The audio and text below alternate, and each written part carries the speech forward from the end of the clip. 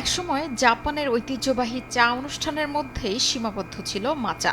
এখন সেই সবুজ গুঁড়ো চা বিশ্বের বড় শহরগুলোর ক্যাফে সংস্কৃতির অন্যতম আকর্ষণ। বিশেষ করে নিউ ইয়র্কে স্বাস্থ্য সচেতন তরুণদের কাছে মাচা লাত্তে ও মাচা আমেরিকানোর জনপ্রিয়তা দ্রুত বাড়ছে। অনেকের কাছে এটি এখন কফির বিকল্প হিসেবেও জায়গা করে নিয়েছে।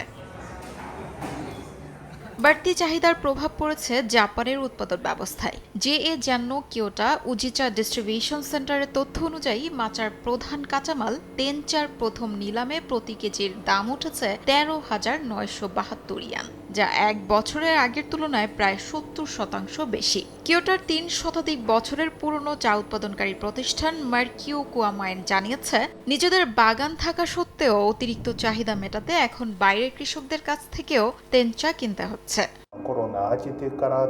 আমরা যদি নিলামে বেশি দাম না দিই তাহলে চা চাষি বা পাইকারদের কাছ থেকে টেনচা পাতা কিনতে পারি না। ফলে কত পরিমাণ পাতা কেনা উচিত সেটাও নির্ধারণ করা কঠিন হয়ে পড়েছে। এতে কাঁচামাল সংগ্রহ করতে আমাদের বেশ বেগ পেতে হচ্ছে। স্যান্ডেলিনা সো রূপচর্চায় আভিজাত্য। এদিকে নিউ ইয়র্কের নতুন ক্যাফেতে শুধু জাপানের উজি অঞ্চল থেকে আনা মাচা দিয়েই পানীয় তৈরি করছে। সামাজিক যোগাযোগ মাধ্যমে জনপ্রিয়তা পাওয়ায় প্রতিদিনই সেখানে দীর্ঘ লাইন দেখা যাচ্ছে।